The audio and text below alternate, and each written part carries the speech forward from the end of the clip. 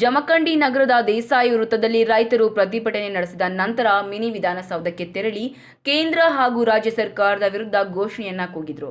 ಇನ್ನು ಕೇಂದ್ರ ಸರ್ಕಾರ ದುಡಿಯುವ ಕೈಗಳ ಪರ ನಿಂತು ಕೆಲಸ ಮಾಡಬೇಕು, ಆದರೆ ಕೋಟ್ಯಾಂತರ ಕಾರ್ಮಿಕರು ಹಾಗೂ ರೈತರ ವಿರುದ್ಧ ಭೂ ಸುಧಾರಣಾ ಕಾಯ್ದೆ, ಎಪಿಎಂಸಿ ತಿದ್ದುಪಡಿ, ಕಾರ್ಮಿಕರ ತಿದ್ದುಪಡಿ ಕಾಯ್ದೆಯ ಸಾಕಷ್ಟು ವಿರೋಧದ ನಡುವೆಯೂ ತಿದ್ದುಪಡಿ ಅಂಗೀಕಾರವನ್ನ ಜಾರಿಗೆ ತರುವ ಮೂಲಕ ಬಂಡವಾಳಶಾಹಿಗಳ ಪರವಾಗಿ ಕಾರ್ಯನಿರ್ವಹಿಸುತ್ತಿದೆ.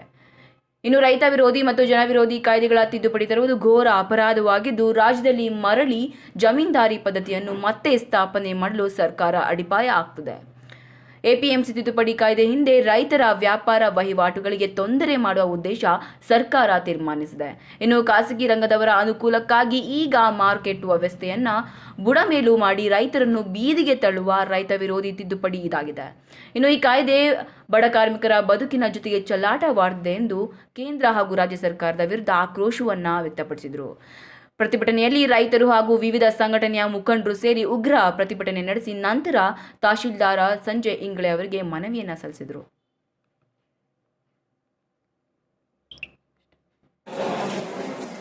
ಸರ್ ಅಷ್ಟೇ.